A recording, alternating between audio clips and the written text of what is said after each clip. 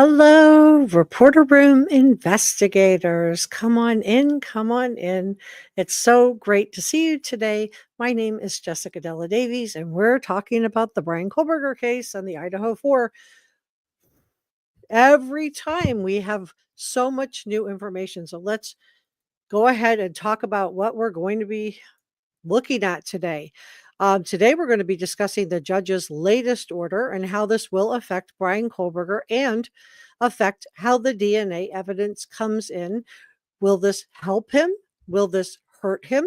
We're also going to discuss the Strava warrant and try to figure out if this is going to exonerate Bryan Kohberger or if it's going to implicate Bryan Kohberger. And we're going to be talking about Bethany Funk. What did she see that night? It's more than we thought. So come on in, join me, and let's go ahead and get started.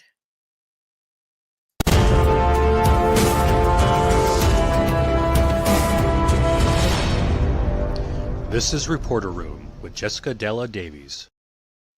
So my name is Jessica Davies. I'm an investigative journalist, and my job is to investigate crimes, crime scenes, and potential suspects, and share with you how to do the same thing.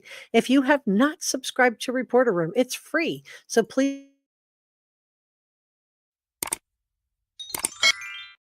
like, share, leave a comment, and everything I'm sharing is my opinion. So let's get started. I see people coming in, so that's great.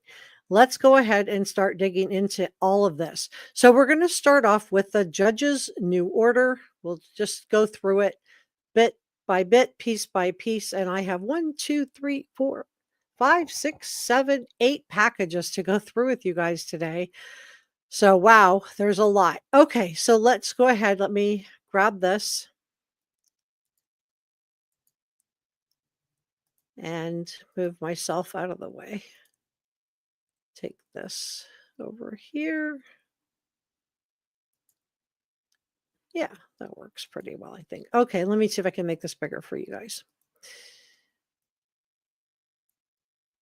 All right. That should be good. So come on in, guys. Tell me where you're from. Tell me where you're from. I am going to check in with chat. Okay, so we have a new order for our judge. So this was Ann Taylor wanted to present 2 witnesses. She wanted to present 2 different witnesses at the next hearing, which I am going to air. And the judge denied both of those, and we're going to go through what his reasons are in just a second. But what the defense wanted to do is they wanted their experts to offer testimony on the prosecution's theories about BK's movements and that Amazon shopping history. Boy, you guys, I have to tell you, I think the shopping history, it's got to be the knife. It's got to be the knife. She is working. Ann Taylor is working so hard to keep this out. It has to be, something absolutely huge. And then she wanted also her expert, and that would be Cy Ray, to talk about the prosecution theory about BK's movements that night. So she wanted to have these 2 experts come in during the hearing and testify.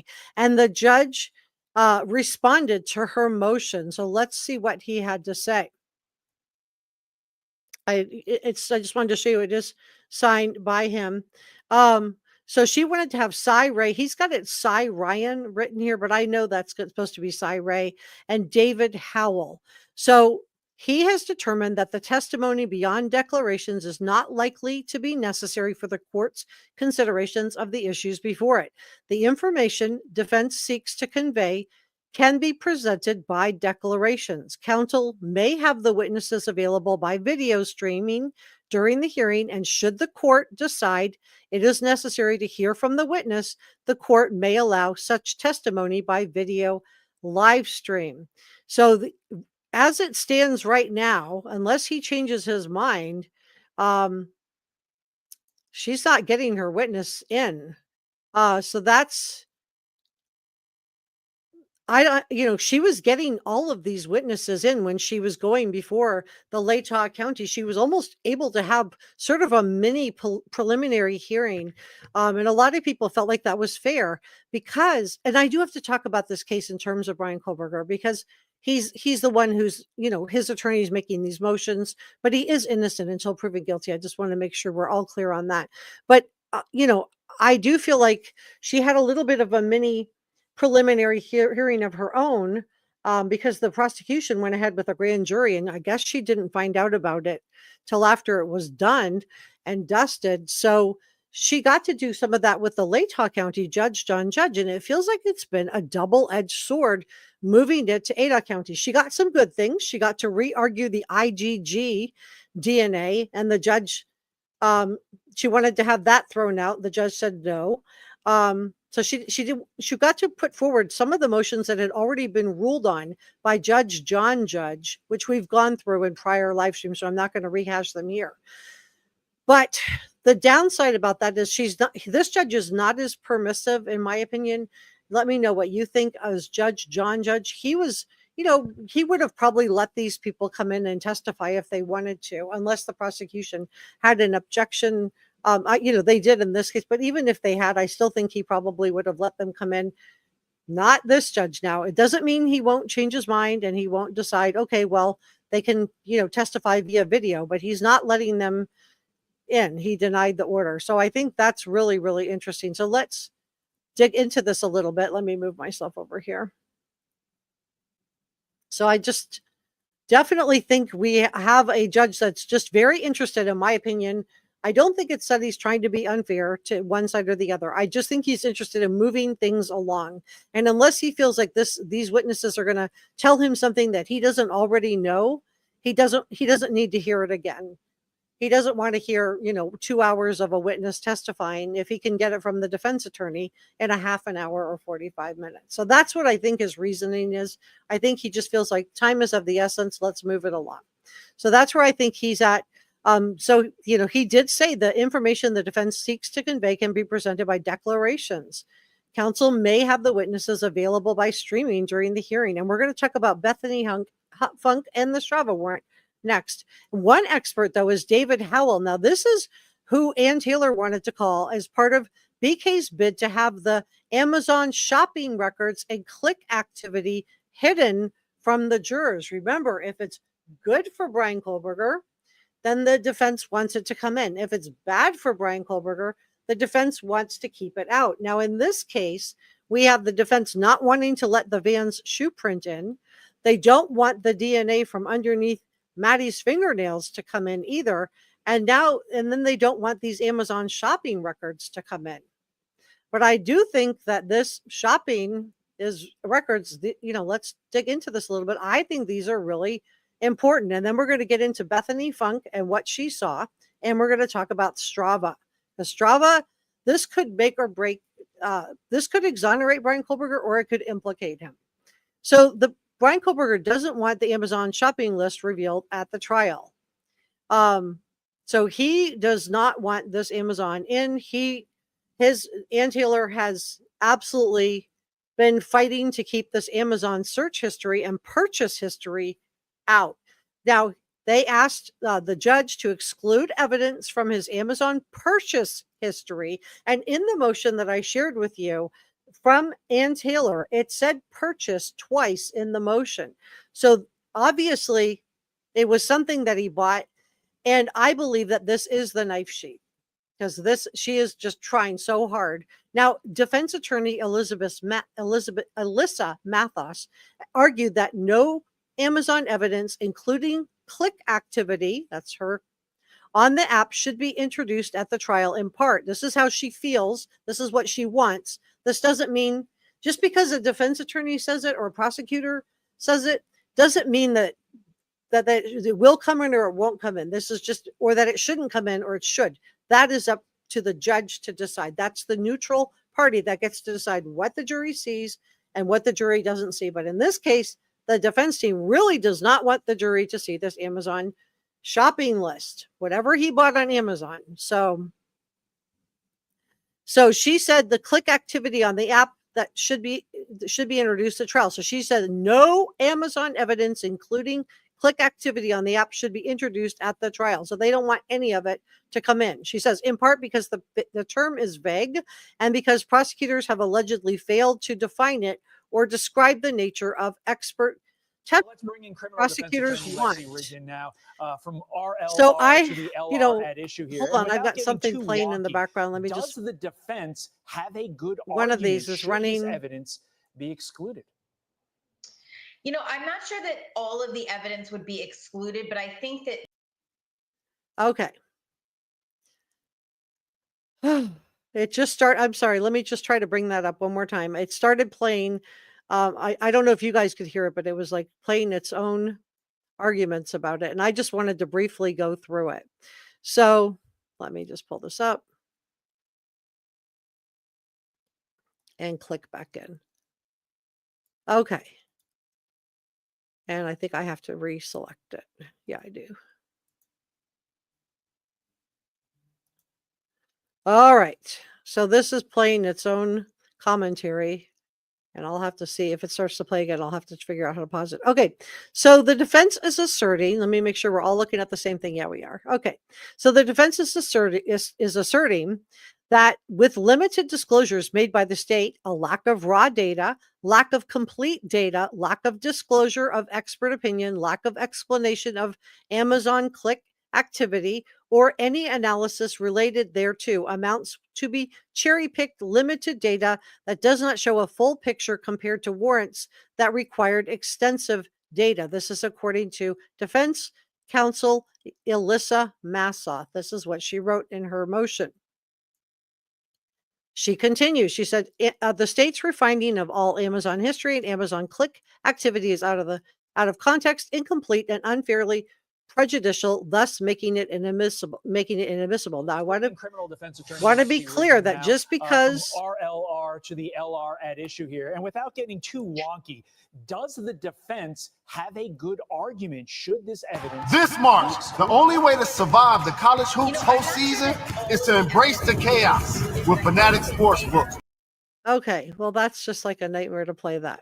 So I'll just read it to you. Okay. Student union. Sorry.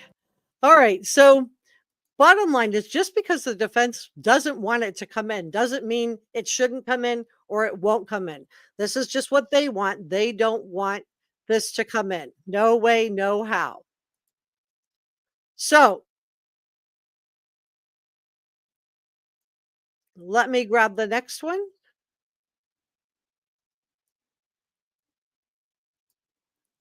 And we're going to talk about Bethany Funk next. So I don't know what the judge is going to decide on this. He might decide.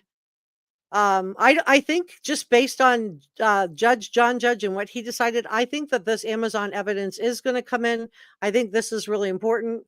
I do think that, even though the defense is working really hard and they're doing a great job trying to keep the Amazon shopping records out, I do think that it's going to be a no-go for the defense attorney, Alyssa Mathis, who has filed this. I think he is going to let this in, just based on other things that he's had to say on this. So we'll see. We'll see what he ultimately decides. Let me know what you think if you have a different feeling on it. If you think he's going to decide a different way. Now, we also know that one of the reasons that the prosecution wants this Amazon evidence to come in is because of the knife sheath that was found underneath and to the side of Maddie. Now, I did get a couple of comments that I just wanted to make sure that that we're all on the same page. This is a critical thinkers channel. So if you like to have all of the information so you can make up your own mind, then you are in the right place. But basically, the knife sheath was found underneath and to the side of Maddie. And there was some confusion in the comment section by one or two people that thought that no DNA was coming in, that the prosecution was not bringing in any of the DNA evidence.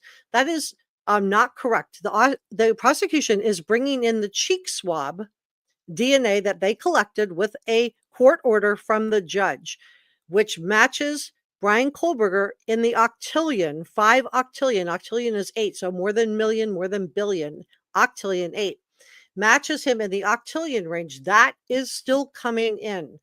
So that the judge did rule on the IgG, and the prosecution could present it, but they're not. They always said they weren't going to present the IgG information.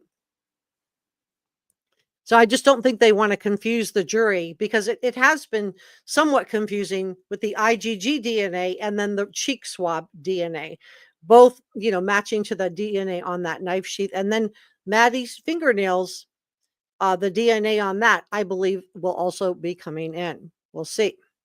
So let's talk about Bethany Funk, what she saw that night, who she saw that night, and and then we're going to talk about Strava next. And will this hurt or help Bryan Kohberger? Let me take this down. And I am going to check in with chat. All right. So you guys that have been with the channel for a while, you guys know that Bethany Funk reportedly according to the Mirror, saw a man that didn't have, it was, taking stuff off. And right when this Mirror article came out, which was April 25th, then all of a sudden Ann Taylor and her investigators suddenly started wanting to interview. This is back in 2023, roommate Bethany. Now they filed motions, the defense team, to exclude Dylan's testimony and Bethany's testimony. The defense team did. So remember, if it's good for the defense team, they want it to come in. If it's bad, they want to file motions to exclude it. But from what I understand, both Bethany and Dylan will be testifying at the trial. Now, on April 28th, lawyers for Bethany filed a court document agreeing to sit down with BK's defense team. So let me just go through this with you. So this is an article that was posted in the Mirror, and Bethany reportedly saw and heard things and witnessed things that could possibly exonerate Bryan Kohberger. So there was supposed to be a preliminary hearing on June 26th. And remember, this article came out on, let's see, April 25th. So it came out 2 months before. So Ann Taylor and her private investigator were all over this. They wanted to talk to Bethany Funk. Now, I think Bethany Funk didn't want to sit down with them, in my opinion, because she already knew she had testified before the grand jury. And maybe she didn't want to help the defense either. I'm not really sure what her total motivation is. But Ann Taylor's investigator, that's Richard Bethany, who now he's working for Ann Taylor, that's the defense team. So he was just working on behalf of Bryan Kohberger. He subpoenaed Bethany to appear at this hearing on June 28th. Well, we know that the prosecution went forward with a grand jury. I suspect, because we know the roommates both testified to the grand jury, I suspect Bethany knew this also, but she probably didn't know what to do. And she does have her own attorney. So according to the affidavit, this was filed by Ann Taylor's office, the defense team. Bethany allegedly witnessed a man without anything on, naked with an N, running through a rear sliding door. Now, Bethany lived on the first floor of the 1122 King Road house. So I think Ann Taylor was wondering if there was some kind of was there somebody else besides who Dylan saw? So she really wanted to get this from Bethany. And Bethany was alleged to have heard or saw things that could clear Bryan Kohberger. This is what their private investigator was arguing, that she would be a crucial witness. Mr. Kohberger's lawyers claimed that Bethany had exculpatory information that is material and necessary to BK's defense. If she refuses to appear, she could face a potential fine of $500 or 25 days in jail, because Bethany was like, I'm not coming. She didn't want to sit down with them. Now, I don't know what the motivation was behind that. It could have been she just didn't want to help Bryan Kohberger out. It could also be that she already knew about the grand jury, which Ann Taylor did not know. So to sit down with them maybe felt like a moot point to her. But Mr. Bethany they were very persistent. They really wanted to sit down with Bethany. And he wrote in an affidavit, during the course of my investigation, it has become known to me that she, and he's talking about Bethany here, has information material to the charges against Mr. Kohberger. According to police, it was Ms. Funk who found the bodies of her housemates, but now she's disputing the request to appear, as she now lives in Nevada, not Idaho. And maybe she just didn't want to pay to go to Idaho. I mean, it could have just been she's young, she didn't have the money to go. I don't know what was going on, but Bethany has her own lawyer. And her lawyer wrote, quote, "There is no authority for an Idaho criminal defendant to summon a Nevada witness to an Idaho matter without a hearing. And there is no authority to summon a Nevada witness to an Idaho matter without a Nevada judge making a finding of materiality, necessity, and lack of undue hardship." And I'm bringing this up because Ann Taylor was just all in at this point on finding out what Bethany saw. Now, so they rejected this as a foreign subpoena, and they wanted the judge to have a hearing before she could be forced to testify. So what happened? Well, let me see, but you guys were all looking at the same thing. Okay. So she did ultimately agree to sit down with an interview. So she did agree. So what date was this? This was published. This is my source on this is Newsweek.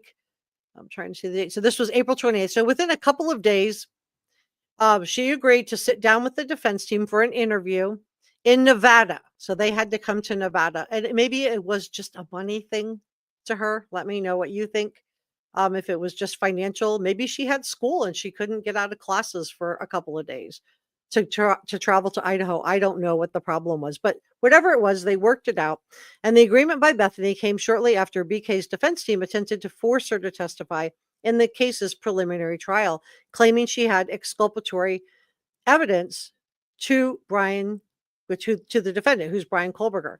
Now, we all know there was no preliminary trial. The prosecution did an end run around and went in and got a grand jury indictment instead.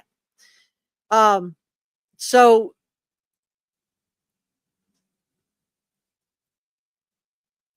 I'm like really wondering, we know Bethany's bedroom was located on the first floor, but it would have been if she was texting with Dylan, like we know she was now.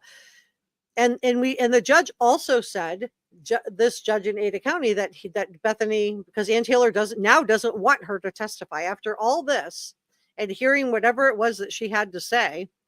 And I think just from listening to the judge during the last hearing that she saw somebody dropping things into a bag by the patio doors, on their way out, and taking off, probably a monkey suit or a mechanic suit and dropping it into a bag. But now Ann Taylor does not want the surviving roommate, Bethany, to testify. She filed motions. She doesn't want her to testify. So whatever Bethany saw, and I do think that it is going to come down to it, but the judge has already said that she can testify. So it's going to be very, very interesting to see, what comes of this, because Ann Taylor was like just so interested in listening to what Bethany had to say. But now that she's found out whatever it is, she didn't want the jury to hear it, whatever it was. So I told you what my theory was at the time, and we're going to talk about Reddit next. I'm sorry, we're going to talk about Strava next, but my theory at the time was that Bethany and Dylan saw the same man. So this is what I think. I think Dylan saw a man coming down with dressed in black, wearing a ski mask with bushy eyebrows, 6 feet tall or taller, wearing all black, and carrying what she thought looked like a vacuum cleaner. I'm thinking it was more of like an ill with a K kit, something to drop everything in, a bag. And that's maybe how the knife sheath got lost, because maybe over the mechanic suit, maybe it didn't fit and he was holding it. Maybe he pulled it out of the bag and just didn't realize till he got home that he had dropped it. Allegedly, he's innocent until proven guilty. But, Bethany may have come up the stairs while she was texting with Dylan just to see what was going on. And she saw somebody at the patio doors, reportedly, that was taking stuff off. And the mirror said that the person didn't have anything on. So I don't know if he took off everything and dropped it in a bag. And this may be, how the perpetrator kept from transferring DNA material from the crime scene into the Hyundai Elantra, which I also believe would have been Dextered out. In my opinion, he is innocent until proven guilty. But I thought this was absolutely wild, especially in light of the fact that after all of this rigmarole, then Ann Taylor didn't want her to testify. So I was like, well, whatever she saw, I'm thinking it's probably more along the lines of what we were all talking about here on this channel. So let's dig into the Strava app. Let me grab this. Let me just say hello to chat, though. Come on in. Tell me where you're from. I want to make sure we're all looking at the same thing. Okay. So come on in. Tell me where you're from. I threw up today before I had to go live. I seem a little bit flustered today. That's why I have been watching videos and videos on the Sebastian Rogers case and the Chris Proudfoot just really triggers me. So anyway, I just ended up just watching to the point where I literally made myself sick. I just felt so sick. And I think I was just, it's stressful to watch and all of this. So let me say hello to chat, and then we're going to dive into Strava. We're going to talk about Strava. This is supposed to be better than GPS, and I'm going to show you documentation of whether or not BK had it on his phone and what the prosecution and what the defense could do with this information, because this could help him or exonerate him. It could go either way. It just depends on what's actually on that app. So we're going to dig into that next. So Pepper's here. Hi, Shelly. This is our head mod, Njaz. Christine Godot, welcome. Thank you so much for becoming a member. Orange Wedge is here. Thank you so much for modding, Pepper. Thank you for modding today, Njaz. Top Cat is, thank you for modding, Top Cat. Brother Mike is our other head mod. Thank you so much for modding today, Mike. And who else is here? I'm a meme girl. Christine is here. Tabitha says, this document is shocking to me. Tell me why. I love to know what you guys are thinking. Pepper says, please leave your DNA on that button, on the like button. Thank you. Yeah. Let YouTube know we're doing a G-rated show. Hi, Orange Wedge. Hi, Jackie. Hi, Jewel. Come on in, guys. Tell me where you're from. Tell me bring your questions. Hi, Jacqueline. Hi, Pam. Tammy's here. Las Vegas girl, I'm so glad you're here today. Raquel is here. Christine said, I just joined the family. Yeah, you did. The join button, for those of you that don't know, is next to the subscribe button. Subscribing is free, and it helps me out a lot. I can't get to 40,000 subscribers without you. But, and then the join button is next to that. But subscribing helps me out too. Bob is here. Bob, I haven't seen you for a little bit. Hi, Pam. Jackie's here. Blue Bella is here. Las Vegas girl tells me she's from Las Vegas. I would be so confused if you told me you were from New York or something like that. Veronica's here. Hi, Veronica. Stephanie's here. Oh, Raquel is here. Welcome, Olwyn. Come on in, you guys. I'm a meme girl. I'm in Spokane, Washington, just down the highway from the Idaho 4. Yeah, you're really, really close, aren't you? Are you going to go to the trial? Hi, Pen Jam. Thank you so much for being here today, Olwyn. It's great to see you. So we're going to talk about the Strava app next. High observation, natural evolution. And then good to see you. Bob says, gotta love a package. Yeah. Thank you so much, Patricia, for the super sticker. I really, really appreciate it. Thank you so much. So we're welcoming Christina for a new channel member. We're thanking Patricia. Thank you so much for the $5 super sticker. That's really generous of you. Thank you to Njaz for gifting a reporter room membership. Welcome, Pam from New York. She's been a member for a month. Yay. Thank you so much, Pam.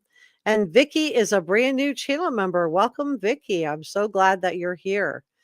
All right. So Tell me what your questions are. Shelley says BK could have rerouted after he turned off his phone. It's too broad from Cy Ray. You think it? Well, I think he's going to be allowed to testify at the trial. So I just want to make that clear. Just the judge doesn't necessarily want to hear from him unless there's something that, he absolutely needs to answer. I think the judge just wants to keep things moving forward. And I do respect that. I do think that time is of the essence. I do think that, this trial has already, by the time it comes, which I think they're seating the jury beginning July 30th, by the time the trial starts, it will have been a little more than 2.5 years. Or right around 2.5 years. So that's, pretty long time. And, after you get to a certain point, witnesses' memories start to fade, people pass away, people move away, it gets harder. So, time is of the essence. Hi, Carol. I'm glad you're here. Sandra's here. All right. Barbara wants justice for Kaylee, Maddie, Xana, and Ethan. Yeah, I think we all want that. And Mike says the shopping history is important. I think so too. I think, tell me what you guys think. If you think, I think the judge is going to let the Amazon in. The hearing should be interesting. I'm going to stream it on the channel, so we'll watch it together. But I definitely think it's coming in. We'll see what he decides, though. I'm not the judge. That's just my opinion. Barbara says, watching from Lexington. Welcome. Sandra says, I just got here. Are we talking about the new text messages that the defense just put out? We are talking about, we just talked about Bethany Funk, who is going to be a witness, and what I think she's going to testify to. We just finished talking about other things. I didn't talk about the text messages from the defense. Let me see what that is. Let's take a look. If it's really new. If it's the 911 messages, I already have them. We already went through them. Yeah, I don't see anything new. I see from 2 weeks ago, but I already went through that on my channel. But thank you for asking. If I already went through it on another live stream. It should say 911 in the title. Top Cat, BK didn't go straight to the house. He drove around and did several laps in the area. All right, so let's dig into this next bit. I want to talk about, okay, so investigators have demanded that the social media platforms turn over. I just want to show you the warrant for Strava, just to show you that there was a warrant obtained. I want to show you all the receipts. So my sourcing on this is Business Insider. And the Latah County prosecutor issued search warrants to TikTok. We've talked about that. Strava, Reddit. We haven't talked about Reddit that much, but I believe it's going to be the inside looking that's coming in from Reddit. But also, Kaylee has a Reddit account. So let me know if you would like me to dig more into Reddit so we can find out what's going to be testified to on that, or at least try to figure it out. Google, we went through. Snapchat, we went through, and SnapMap, and why that's important. But these are some of the warrants that they were seeking BK's social media account. So Strava goes with Bryan Kohberger. These all go with Bryan Kohberger. Okay, so they believe that the digital footprint may shed more light on his relationship. So remember, I've been telling you guys that there are connections. And Taylor declared early on, before she had gone through everything, that there was, that there was no connections to the victims. And the prosecutor said there's not stalking the victims. But as I've shared with you in the past, I'll just share it with you again today. The stalking statute in Idaho is super narrow. The victims have to feel harassed or threatened for the word stalking to legally apply. I don't believe that these victims knew that Bryan Kohberger, if he did this, he's innocent until proven guilty, but even knew that he existed. So for that reason, the stalking doesn't apply, but we will be using the word surveillance. So prosecutors contend that Bryan Kohberger, a doctoral student at Washington State University, broke into the 1122 King Road house and did away with Kaylee, Maddie, Ethan, and Xana. Now, in court documents, forensic detective Lieutenant Lawrence Mowry said that investigators needed data because, quote, there is probable cause to believe that the accounts include information related to the investigation into the crimes of doing away with someone, I'm watching my words in case you have little ones in the room, and burglary at the 1122 King Road house. Investigators wanted BK's profiles, his search history, usernames, all messages, photos, and a list of people he followed or unfollowed, according to the warrant. So if he followed a victim and then later unfollowed them, they wanted that too, just, in case, just to cover everything. Because, he was pretty smart. Last month, and this is just wanted to show you this. This is an article from June of 2023. But I just wanted to show you the receipts that there is a warrant app. Now I just want to show you the receipts that BK did use this app. So this is Bryan Kohberger's app, and you can see his name right here, Bryan Kohberger Run. And you can see that at least one time he did use the Strava app. So what the heck is Strava and why do we care? So Strava is really interesting. It could really, really help him, or it could really hurt him depending on what it shows. And we don't know what it's going to show yet. But basically, Strava is better than GPS because GPS tracks your movements when you're in the car. But Strava tracks your movements all the time, and it even runs in the background when your phone is in airplane mode. Now, I don't know if the perpetrator, according to what we know, Bryan Kohberger either turned his phone off or put it in airplane mode during the times that the crimes were committed. But what I think prosecutors wanted to do is, one, link up the Strava app with the cell phone pings on those 11 visits that they're alleging Bryan Kohberger made to the 1122 King Road house prior to the crimes, and then that 12th visit that they're alleging Bryan Kohberger made to the house the day of the crime. And so what they're trying to do, in my opinion, and this is why Cy Ray is, coming in to talk about geofencing, is I told you I thought that geofencing was going to be really important, and that Kaylee's Bluetooth, would have been offering a handshake, whether Bryan Kohberger accepted it or not. If he did this, he's innocent until proven guilty, but sitting up in that back parking lot.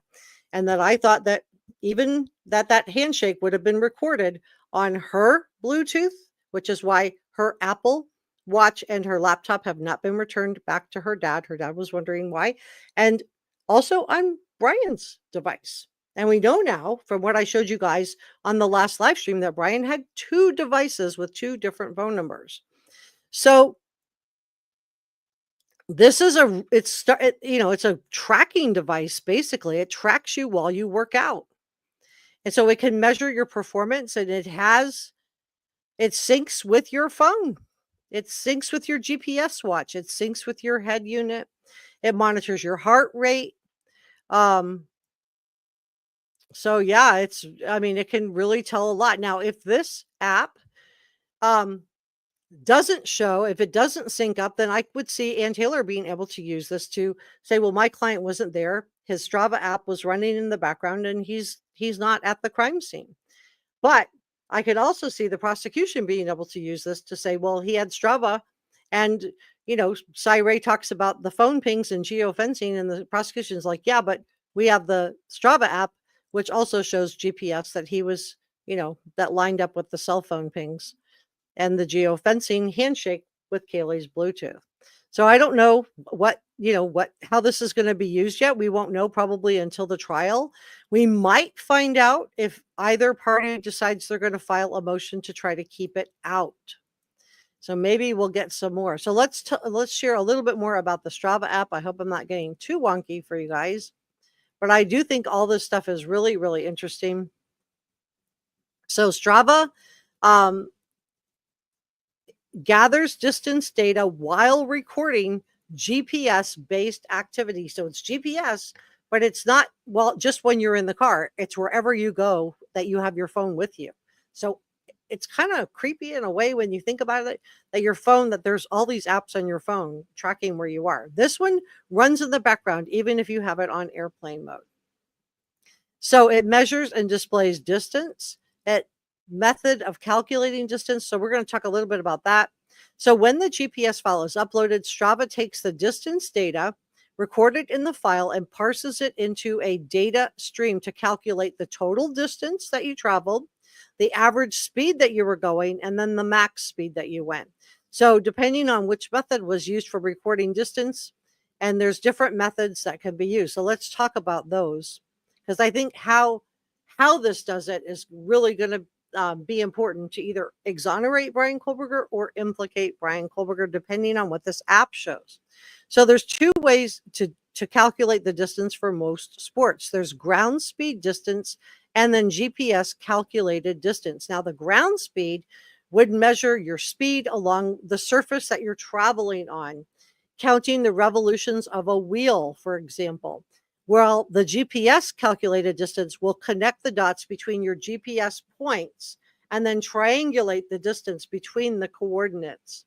So each method of gathering data, and it does both, may introduce some inaccuracies, but it's supposed to be more accurate than GPS by itself. So I do think that this is going to be really, really interesting, very, very telling. What this app shows, I think this is probably one of the most important apps. Can you guys hear me okay? Can you guys hear me? Just put yes or no in the chat so I can see, because I'm being told that I lost my audio. You can hear me? Okay, good. All right, so maybe it just clicked out and clicked back in. Okay. Okay, yay. So you guys can hear me. Okay. So let me know. I just want to do a poll. Hi, Sirius. If you think that the Strava app will implicate Bryan Kohberger, or if you think that the Strava app will exonerate Bryan Kohberger. Put a 1 if you think it will implicate him. Put a 2 if you think that the Strava app could exonerate him, because I think it could go either way. It just depends on what is on that app. So, we will see. Let me grab this.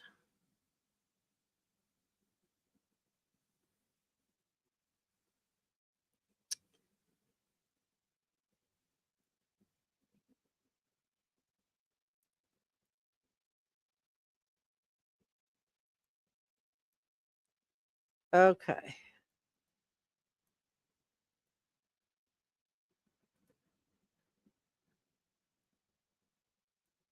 So I think it'll be, I don't know. I think it could go either way. It just really depends on what the app is going to show. And I wanted to tell you who we know. I told you HJ that we saw in the 911 transcript, that's Hunter Johnson. And I figured out EA. I was thinking that it was Evan, but it's not. It's Emily. And I believe her last name is Arndt. Emily Arndt is the other one.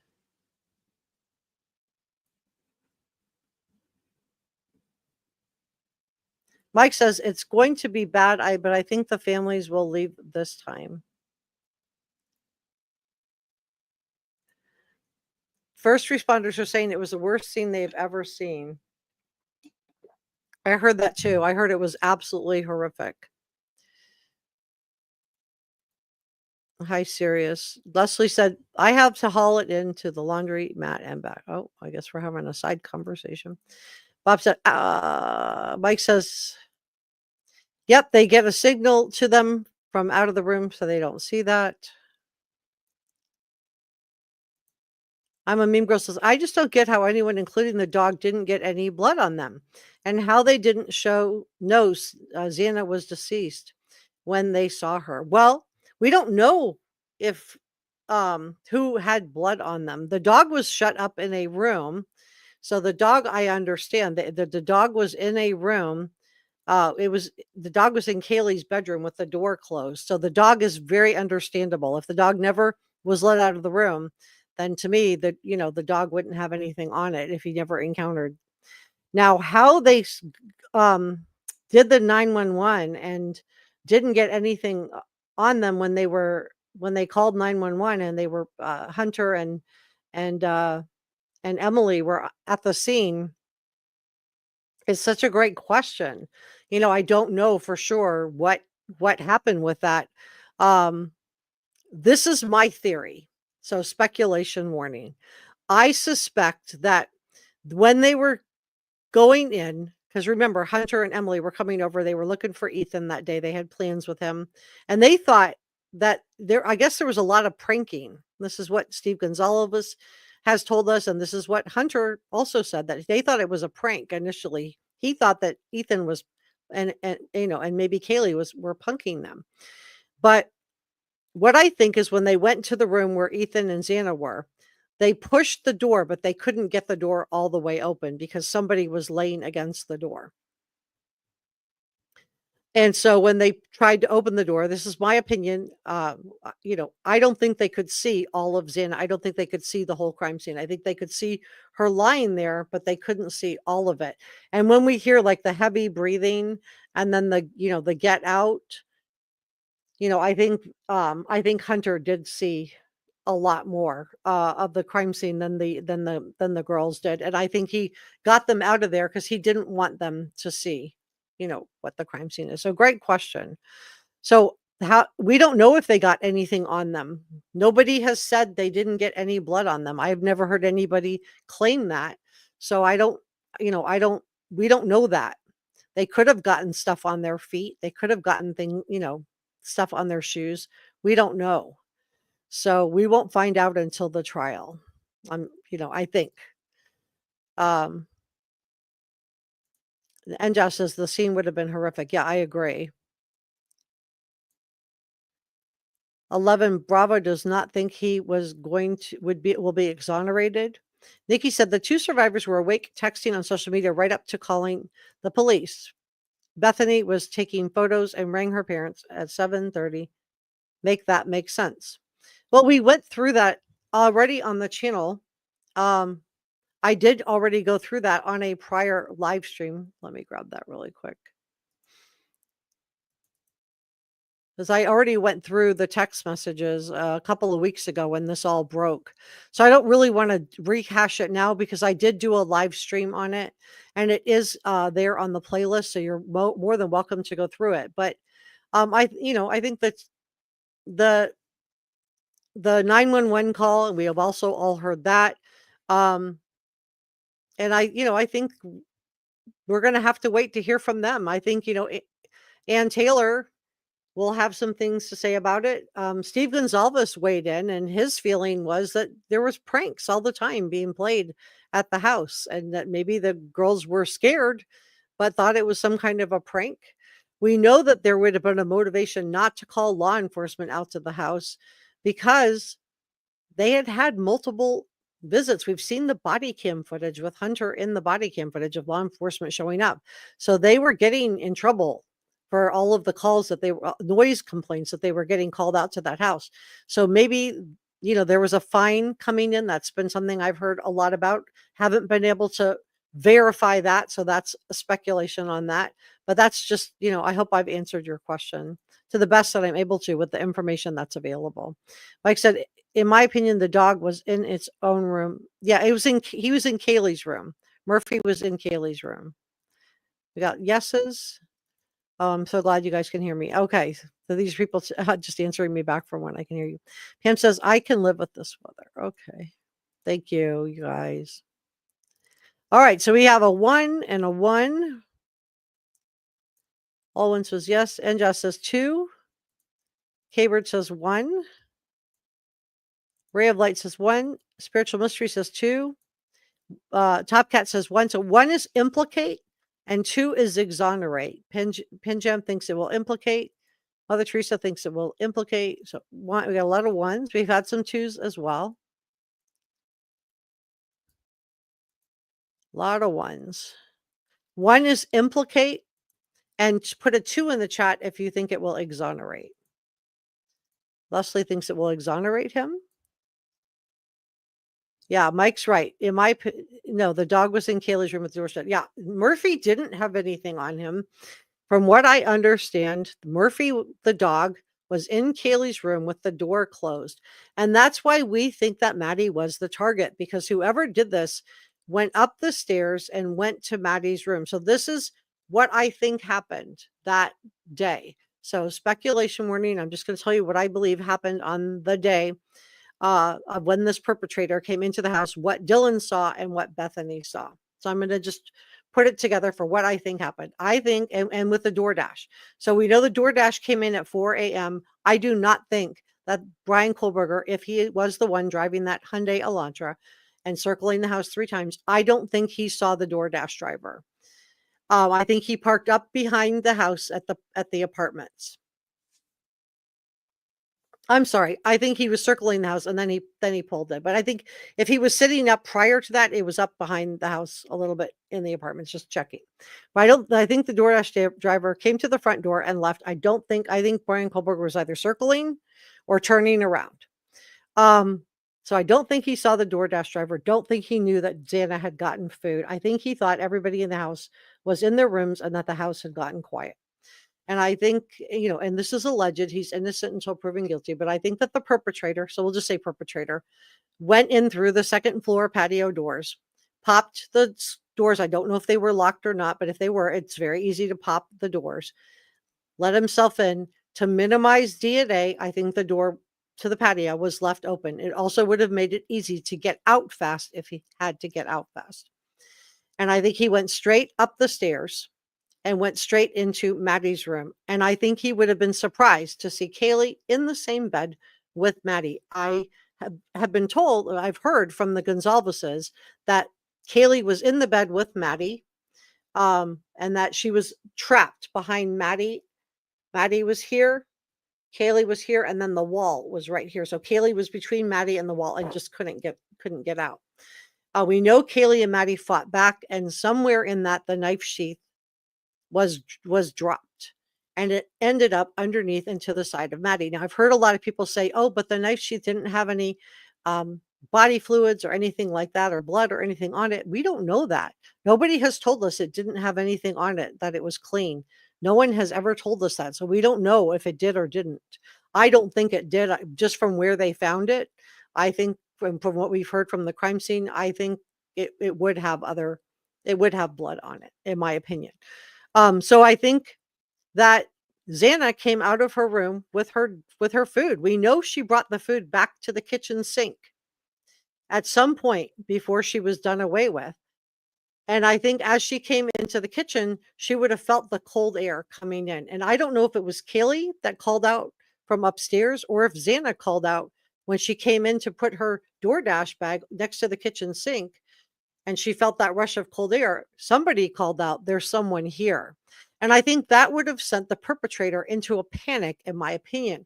I think the perpetrator would have felt like the perpetrator would have been worried that somebody was calling 911. I don't think these crimes sounded like what we thought they would sound like, because Ethan and Xana did not call 911 either. So I just, I don't know if it was just very, like this was done first to the two girls and they couldn't say anything, but we're still fighting back because it would have, taken time for everything to drain. I'm watching my words here in case you have little ones in the room.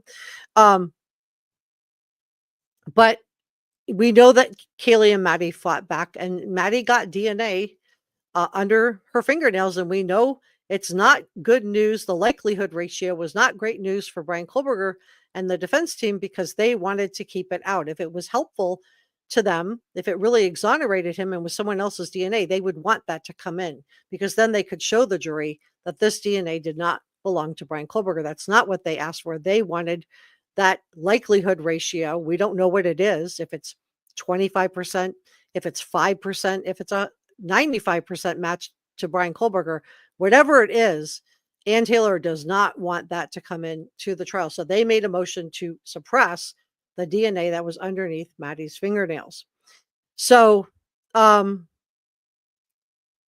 think that the perpetrator would have raced down the stairs, and I believe Xana would have headed, gone back into her room as soon as she saw somebody, with a mask and a knife.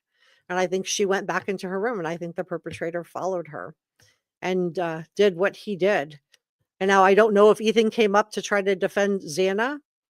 I know that Dylan said she heard what she thought was Xana crying, and she heard someone say something to the effect of, "It's okay, I'm here to help you." And if you think about what was done to Xana after that was being said to her, it's absolutely diabolical. It is just pure evil to think about the fact that somebody could say something like that to her and then do what they did to her. It's okay. I'm here to help you. Just awful. It's the stuff of nightmares. And so I think that however Xana landed, I think that she blocked the door, and I think the perpetrator closed the door behind him and just made a beeline for the patio door. And when he got to the patio door, and we know that he was hurrying by, and law enforcement wanted to know, well, how did he not see Dylan? Well, let's go back to the Reddit post that the prosecution has put a warrant out for. What did he say on Reddit that he has? If it's not the inside looking being connected to Bryan Kohberger, what else was on Reddit? Visual snow. So visual snow can affect your vision this way, but it can also just affect your periphery or even your periphery back here. So he could just have it in his periphery back here, see absolutely fine to drive and do whatever, or maybe just like this. But I'm wondering if that is what saved Dylan's life. One of two things happened, in my opinion. Either he didn't see her because she froze, and that's what animals do. That's what humans do. Some people run, fight or flight. Some people just, freeze. And I think that's where we get this frozen shock phase. No, I do not think it lasted 8 hours. I think she froze. And I think law enforcement said, why didn't he see you? She's like, I don't know. I just froze like a frozen shock. And so I think that's where that came from, because we know she didn't stay frozen because she locked her door and she was texting with Bethany. And I think Bethany, now the defense team, and I showed you the receipts on that, the defense team was really wanting to meet with Bethany about this intruder that she saw the same night that was at the patio doors taking off what I believe is a monkey suit or a mechanic's suit. And I think, and we know that the judge said that Bethany saw the perpetrator, drop it into a bag. And Ann Taylor really did not. She first wanted Bethany's information so much that she sent her private. She was, having her private investigator, wanting to meet with her and just absolutely demanding to meet with Bethany because she thought it would exonerate Bryan Kohberger. But whatever Bethany told her, I think it goes more in line with what we were theorizing here on Reporter Room, which is that it was the same perpetrator, and Bethany simply just saw him stripping it off and dropping it into a monkey suit into a bag. And so I don't think it, that, and Ann Taylor, and the reason I believe this to be true is that Ann Taylor then filed the motion. She didn't want Bethany to testify. So whatever she told Ann Taylor apparently did not help Bryan Kohberger. It must have hurt him, because if it helps him, Ann Taylor would want it to come in and the jury to hear it. If it hurts him, then she's going to file a motion to suppress. She did try to suppress both the roommates from testifying. So I think that Dylan and Bethany saw the same man. Now that we know that Dylan and Bethany were actively texting, I think it's very likely that Bethany, came up and looked and saw him also, but not from the front. I think from the back as he was heading out those patio doors. And this would also explain how we don't know if Ann Taylor said early on there was no DNA in Bryan Kohberger's car. Now we don't know if that's still true, because she said that almost a year and a half ago. But we haven't seen her filing any motions to exclude DNA specifically from whatever was found in Bryan Kohberger's car. But we did see a motion to suppress the evidence that law enforcement collected from his car. So we know in the car there was evidence. Now, even if he had the car dextered out, even if he wore a monkey suit and booties, it's still possible that something could have slipped up in the seatbelt. And he also had the possession of the car for, weeks after, like 6 weeks after, where he could have meticulously cleaned the car. And we don't have confirmation on it, but we've heard from, leakage that was going on from law enforcement that they had him under surveillance and they were literally watching him meticulously cleaning that Hyundai Elantra in the dark outside his parents' Albrightsville, Pennsylvania house. We will have to wait until the trial to see if that is correct or not. So that is my theory of what I believe happened that night. And the reason that I think that the roommates, and then we know now that Dylan and Bethany were texting. We've been through all that. We know 911 was not called until the next day when Hunter Johnson and Emily Arndt came over. And Emily looks a lot like Bethany. Some people have seen Hunter with Emily and thought that was Bethany. But they have a very similar look. They're both blonde with round faces, really pretty girls, big round eyes. And they were looking for Ethan. They had plans with Ethan. So this whole narrative that was put out there that the roommates invited all their friends over, that's not what happened. The roommates went to sleep. I think, they were nervous, they were upset, but they didn't picture that their roommates had been done away with. I wish they had called 911 too, but I'm not going to impugn the two young women who survived this. That's just, to me, if the Goncalves parents and can find grace for them, I think we should. That's, I'm going to do the same. You guys can decide what you're going to do. I'm not going to tell you what you should or shouldn't do. We don't do that on this channel. But I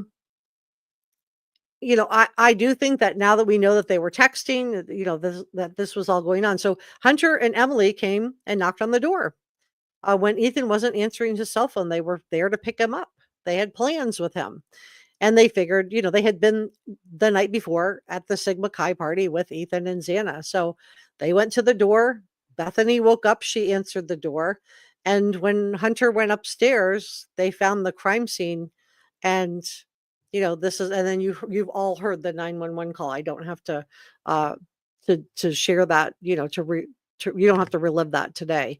Because it is somewhat horrifying to hear it. If you haven't heard it, I do have it. I think the video, it says 911 audio on the thumbnail, so that you can differentiate that from the text messages. And I did put pictures of the victims with it too. So it's, if you haven't heard it, it's definitely worth listening to, but I wouldn't recommend listening to it repeatedly, because it is the stuff of nightmares, in my opinion. So let's see what else you guys have to say. Let me see.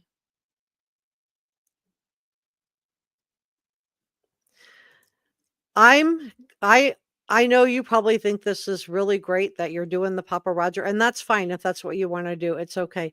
I don't really want to have that. I'm going to just ask you to step out if you wouldn't mind. I'm not interested. And then I also I just I know that this is not a real account, and I just don't think it's healthy, to pretend to be Papa Roger.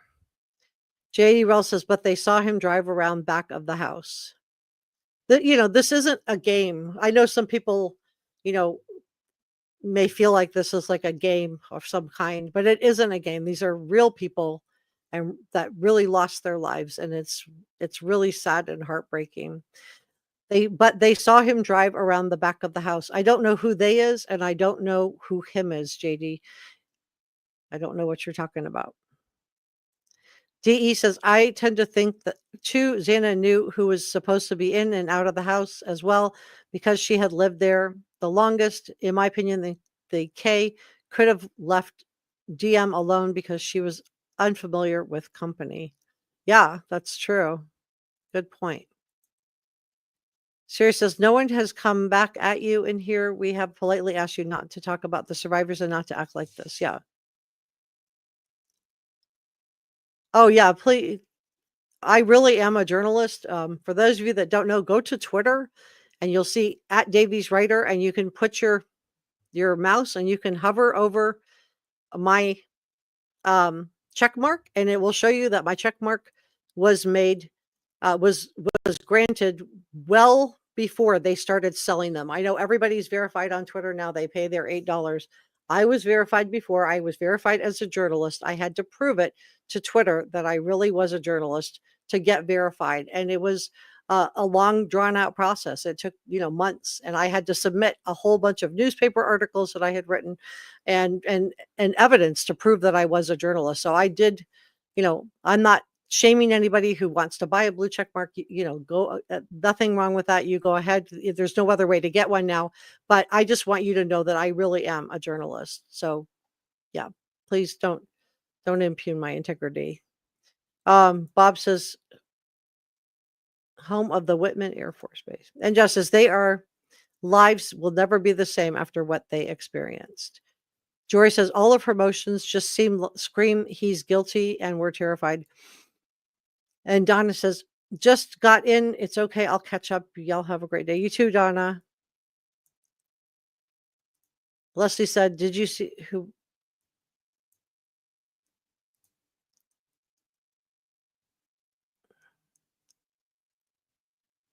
Nikki doesn't think it's a very welcoming community. Oh, I disagree. I disagree. We have the nicest mods here, and everybody here is really welcoming. We are welcoming to have all different opinions. So the new doc shows that the girls no frozen shock phase. They were, well, frozen shock phase. I don't know what you're characterizing as frozen shock phase. I think this is what I think happened. I think it was a simple exchange. Law enforcement was interrogating Dylan. She had been through, multiple interrogations. We know there were 3 that we know about. And I think they asked her point blank, why didn't he see you when he walked by? So frozen shock phase just means she froze. Some people have said, 8 hours. And even I thought that's what it meant when I read it. So I understand where the confusion comes in. So don't think I'm picking on you. I'm not. But yeah, that's what I think. As I said, my house was broken into during the night. I was in a panic for 3.5 hours. I'll never forget the fear I felt. I had my phone in my hand, didn't call the police. Why? I don't know. Wow, that sounds really scary. I'm glad you're okay. Jill said, I'm praying that the girls are open to trauma counseling as they are going to need it. Jody says, I've often wondered why the visual snow was such a big deal in the beginning and how now it's never mentioned. Maybe I'm slow on this one. I don't know. I think that's what we're going to find out the Reddit warrant is related to. When I first saw it, I thought maybe they were doing the Reddit warrant to get the inside looking, or maybe that survey that Bryan Kohberger put out. But it could also be, the visual snow posts. So I don't know. We'll see. And his mom was on there, right? Talking about stuff too. So I don't know. We'll find out at the trial.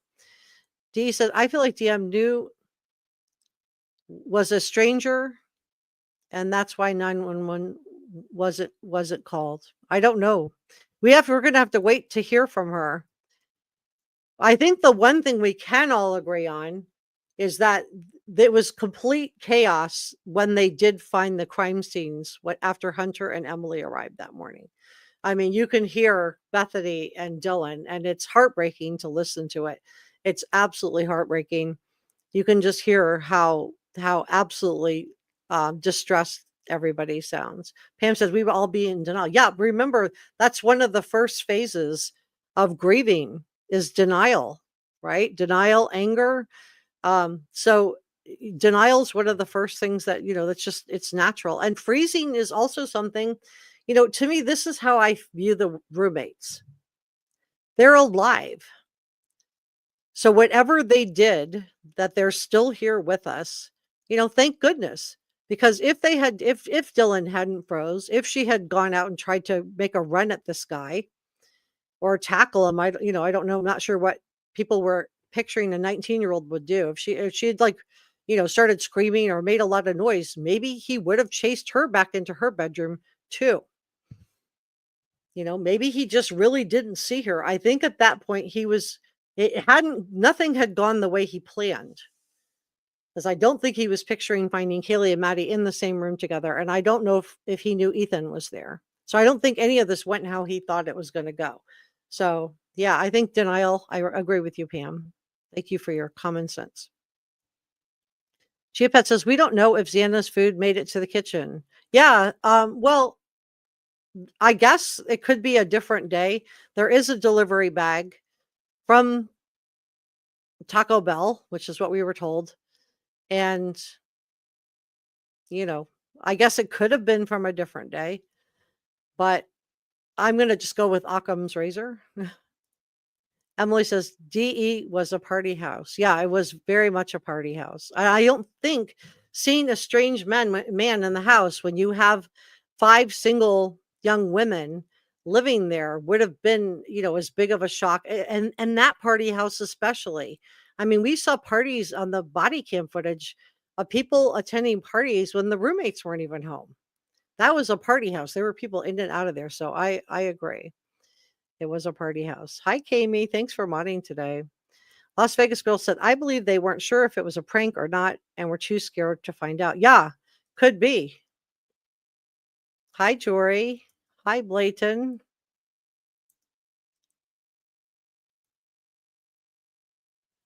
Let's see. I'm looking for comments. Mike says, so the girls were using the phone at 4:30 and then 7:30 to 11:57. Defense is going to make something about from nothing about that. Well, I'm sure. I mean, Ann Taylor definitely can use that. Why, she can definitely can use that. I don't know like how, what she's going to say, but she definitely can use the fact that they were drinking too. And I think that was also part of the problem. Everybody in that house had been drinking that night. We saw Kaylee and Maddie, and I'm not trying, in any way putting them down. They're young kids. They're doing what they're going to do. And Dylan was 19. So she told law enforcement she had been drinking. Now, she was not of age to be drinking. And maybe that in and of itself made her afraid to call law enforcement. Maybe she was afraid she would get in trouble for drinking underage.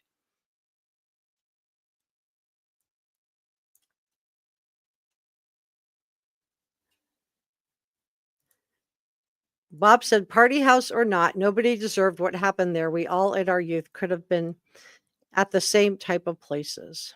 Yeah.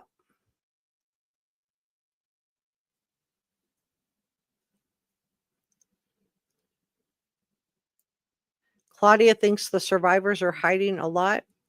I don't know. We won't know because they got interrogated by law enforcement. So I don't, and they're under a gag order. A lot of people have been able to point fingers at Bethany and Dylan. And I'm not, here to tell you how to feel about it one way or another. I wish they had called 911 sooner. But we don't know their side of it yet because they're been stuck under a gag order. And who put the gag order in place? Not Bethany and not Dylan. It wasn't their choice to have the gag order. It was Bryan Kohberger defense team and Taylor that put the gag order in place to protect his right to a fair trial. So his right to a fair trial came ahead of their rights to defend their reputation. Now, these young women both have gotten attorneys. And I think after this is all said and done, I think we will see, just like we did in the Shanann Watts case when they went after a couple of people that were impugning the Watts Shanann's family. I think we'll see some lawsuits, some libelous suits after this. I do think that will come. Grant thinks I sound very one-sided with a closed mind. Well, if reporting out the news means that to you, I don't know what to tell you. If you're in here looking for confirmation bias because you just want to hear that there's tunnels under the house or something like that, I'm not going to do that. If you want information that's based in fact, information that's based in documents from the court, information that's based in media, then you're in the right place and you can make up your own mind. I've said repeatedly that Bryan Kohberger is innocent until proven guilty, and I just don't feel like I have to keep defending myself. But just because you don't agree with me doesn't mean I'm biased. There is such a thing called confirmation bias. And let me just pull that up.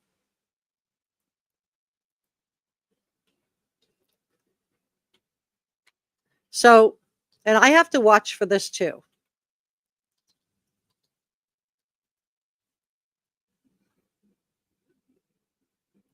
We'll just. We'll go with the, okay. Make sure we're all looking and make sure I'm not blocking your way. So this is confirmation bias. My source on this is Simply Psychology. And this is what it basically means. And this is something we all have to be on the lookout for. When we get tunnel vision and we only want to see things the way that we already see them. Once we've already decided, and it seems like some people already have their minds made up, and that's fine. But it's once people do have their minds made up, it makes it really hard to change people's minds. So but if you like to have all the information so you can make up your own mind, then this is the right channel for you. So this is our beliefs, this is the facts and evidence, and this is the evidence that we believe. And so it's what confirmation bias is it's a tendency to favor information that confirms existing beliefs or values. People exhibiting this bias are likely to seek out, interpret, remember, and give more weight to evidence that supports their views while ignoring, dismissing, or undervaluing the relevance of evidence that contradicts them. So that's, something that we all need to be aware of. And just because we don't have the same take on it doesn't mean that the bias is mine. It could also be from your end as well. So it's something that I watch out for when I'm going through information, that I try to be mindful of. And it's something that, we should all be looking out for as a true crime community, not to get tunnel vision, and to be open so that when new information comes up, and, we can then take it in.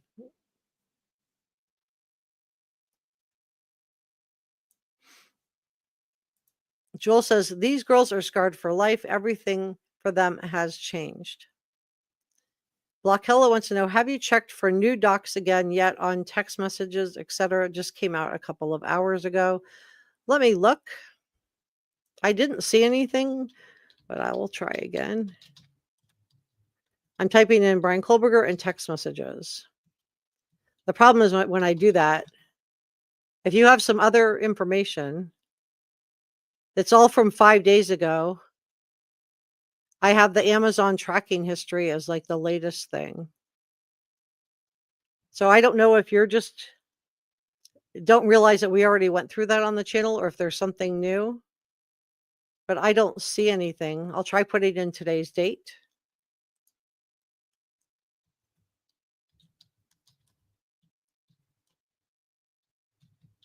Okay, I put in today's date.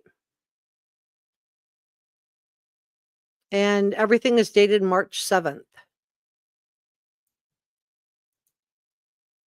So I don't see that as coming up as new. And we already went through the text messages on this channel. So we already did that a week ago. Maria says, friends were called over before the 911. I have a big problem with that. I'm sorry. It seems very suspicious to me that 911 was passing the phones around. They are not children. They know better. JD Wells says, I can't believe this was a silent event. Somebody had to scream. Thanks, Blayton, for the thumbs up. Elizabeth says, bottom line, if the girls did anything wrong, they would be in custody. Yeah, they were interrogated. Remember, law enforcement would have worked from the inside out. Who would have been the prime suspects? The people who were in that house. Then who would have been the next suspects? People who were connected to the people in that house. Boyfriends, prior dating history, family members, and then they would have continued to widen the circle. Mike says, I just saw them. They were likely trying to reach them. Makes sense. Ann Taylor doesn't want to say, she just wants to ruin the timeline. Design wants to know what video shows BK. A video that Ann Taylor wants to keep out, I believe, shows Bryan Kohberger. At least the fact that it is his car. There's one video that Ann Taylor does not want to come into evidence. Remember, if it's good for the defense, she wants it to come in. If it's bad for the defense, she doesn't want it. And she did file a motion trying to exclude this car video from coming in. And her reasoning behind the motion was, she said that it wasn't continuous, which I don't think she's going to win on that motion. Because for a video to, of course, law enforcement's not going to have a continuous video of Bryan Kohberger's car coming from Pullman, Washington, all the way down to the 1122 King Road house in Moscow, Idaho.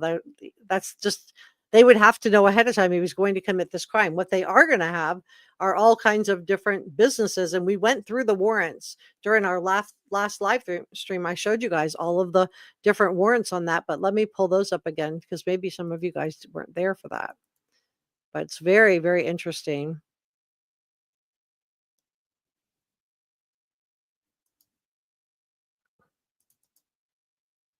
All right.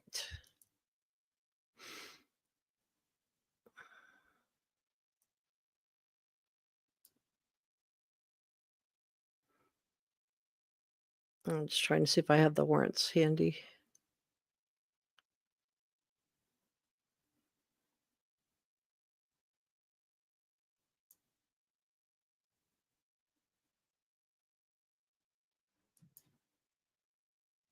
Let's see.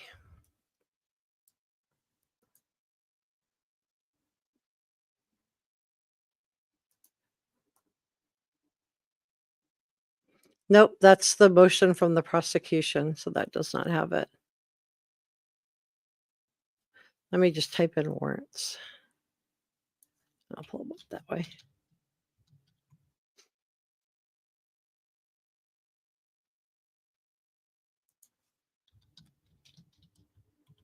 Okay. All right, so here's the latest filing. This just filed about 30 minutes ago. So while we were live, I'm just waiting for it to populate.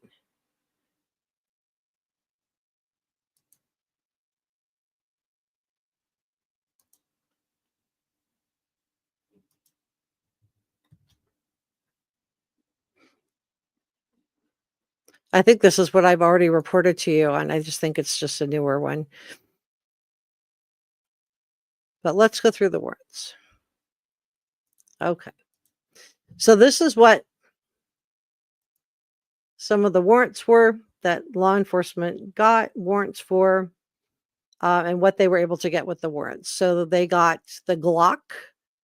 And we now know that BK was not arrested in the kitchen. He was actually arrested in his bedroom. They got a pocket knife, a laptop. We know it's an Acer laptop, 2 black face masks, black gloves, and a green leafy substance. I think we can guess what that was in a plastic bag. They also searched the Hyundai Elantra. They recovered swabs. Now, these were cheek swabs that they recovered from in the car and inside the house. It looks like Bryan Kohberger was doing DNA tests on himself. So I think that's interesting. They got gloves, boots, a shovel, and a pair of goggles.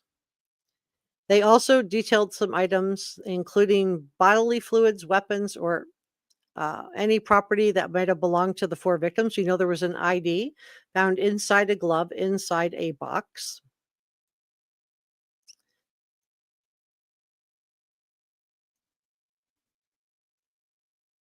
And they got a Fire TV stick, a pillow with a reddish brown stain. We haven't heard anything about the 13 possible hair strands yet.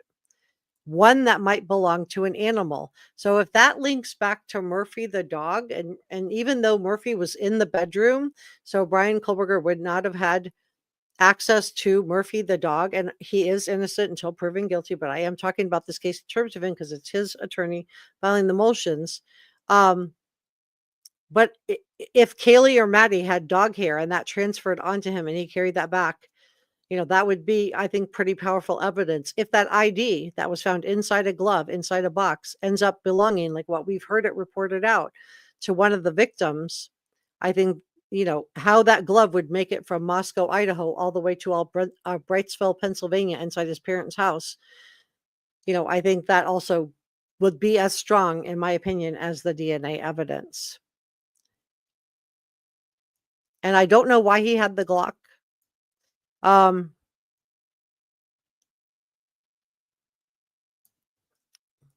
let me check back in. I'm going to take a couple more questions. I am going to be doing the Sebastian Rogers case today. And we're going to do that in a few minutes. Let me do this. Before I forget, let me just say thank you to our producers. Enjaz, Sacha Angel, Let me do that. And Jazz, Sasha Angel, George Brown, Pepper, Lisa Fazio. And thank you to our channel members. I don't want to leave this to the very last minute. And if you haven't subscribed to Reporter Room, it's free. And if you like to have all of the information so you can make up your own mind on the case, then you are in the right place. As I really do work hard. I prepare for hours before I go live, looking up stuff and cross-referencing information for you guys. So thank you to all our channel members, and also a big thank you for super stickers, super thanks, coffee gratitude. Thank you so much. And thank you for your gifted channel memberships. NJAZ has been giving channel memberships almost to every single live stream that I've done. I've never seen anybody do anything so generous as that. Let's see what you guys have to say about this. Bridget said they were in denial, period, end of story. Yeah, I think that's a normal phase in the process of coming to terms with something that happened. CJK said, did it say his shower curtain was missing? Yes, that didn't say it, but we do know that his shower curtain was missing from his Pullman apartment. We don't know why. I do think it's weird that you would take your shower curtain down when you're going to visit your parents for the holidays. But he may have showered and didn't want that shower curtain left behind. Yeah, please don't victim blame in the chat. If you want to blame the victims and the privacy of your own home, that's fine. But don't do it in here. I'm glad they survived. I had somebody come in to the comment section. This was really sad. Yeah, please, let's keep it classy in the chat. They came in and they said the victims deserved it because of the way they were dressed. I couldn't believe when I read it. I just couldn't believe it, because I thought, wow, these people were in their own house, in their own rooms, minding their own business. And this had nothing to do with how they were dressed. This person broke into this house. There wasn't, there was broke into this house just to do it. Yeah, the ID inside the glove, inside the box. So let me pull that up for those of you guys who don't know what I'm talking about. I'll pull that up.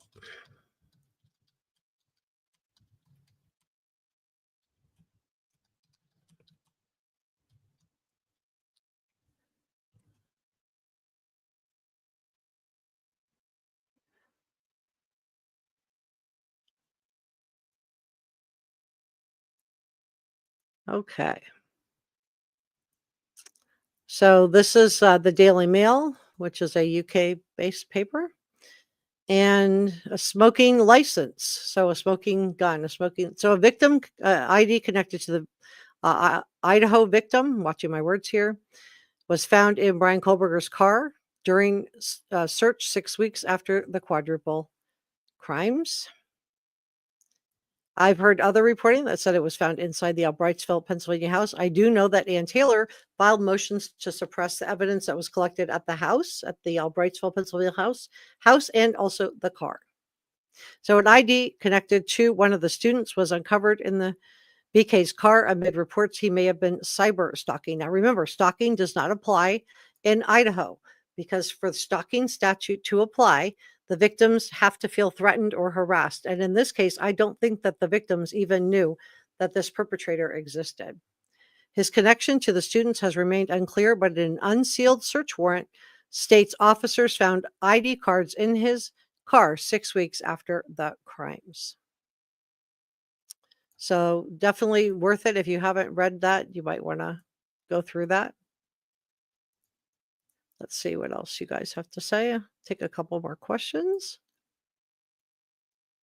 Yeah, I think I've been very neutral. I'm telling you, I'm not going to tell you guys that there's tunnels under the house. I know I would get more subscribers and my channel would probably grow twice as fast if I would have pushed crazy conspiracy theories. I haven't done that to you guys. When the house got torn down, everybody could see there was no tunnels under the house. I had people in my comment section for months telling me there were tunnels under the house, and just I was getting it from all sides while that conspiracy theory was going on.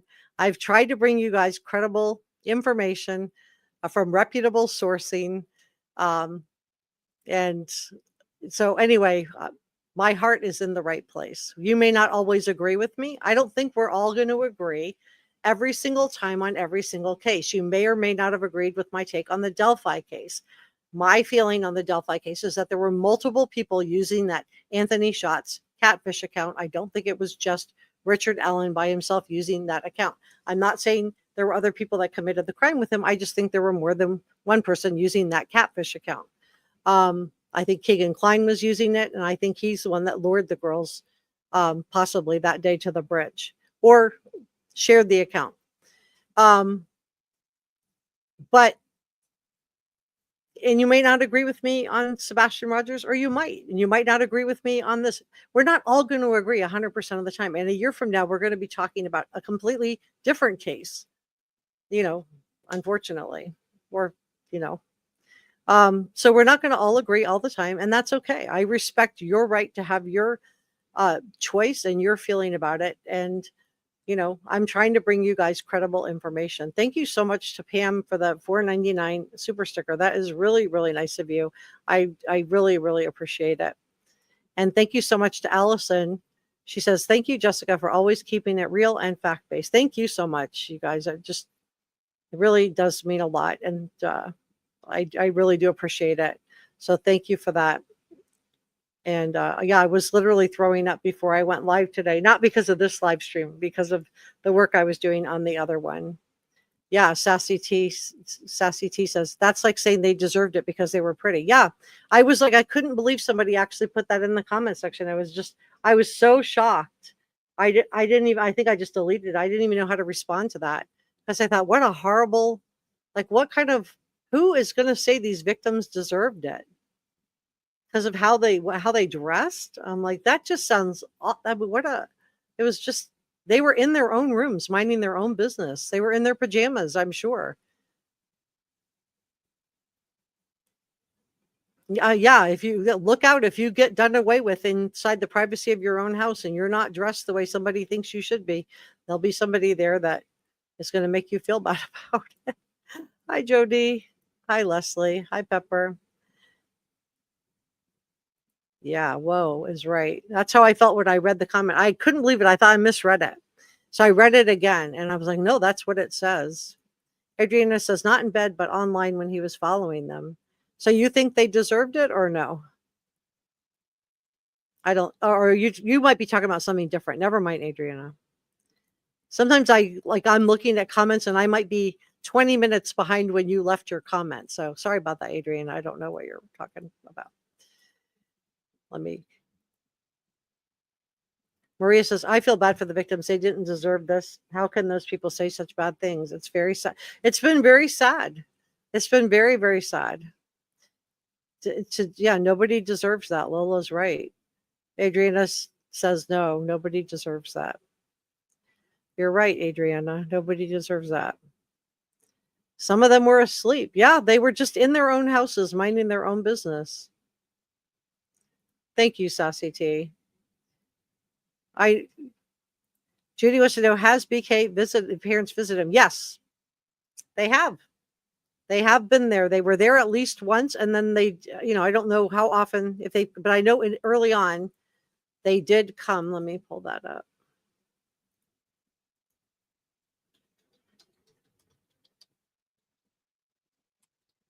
But I did read that.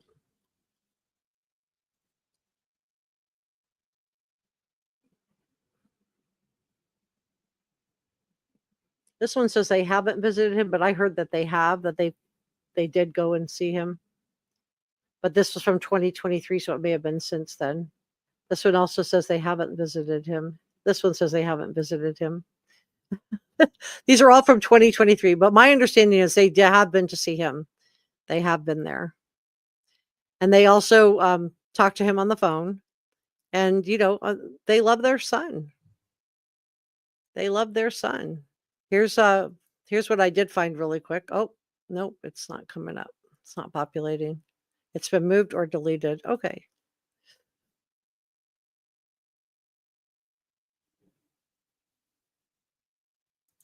if you want to know a little bit about his family, let's see if I can pull this up.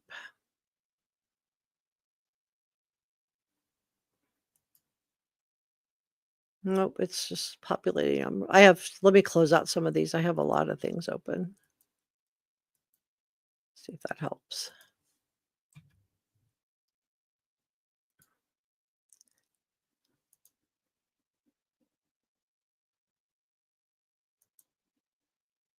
Here we go. Okay.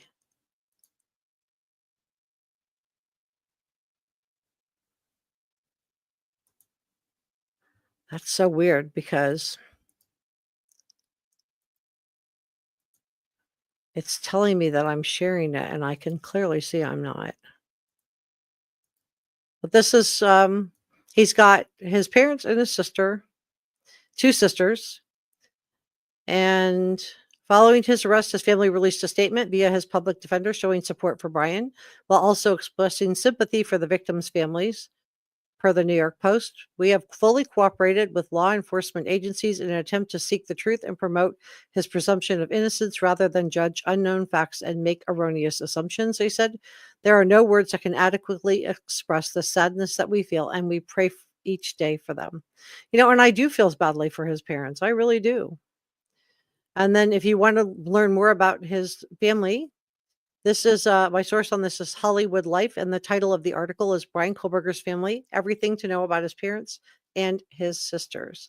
And with that, I am out of time. I have a Sebastian Rogers live stream that I'm doing next, so follow me over there. We're going to do that next, and please consider subscribing.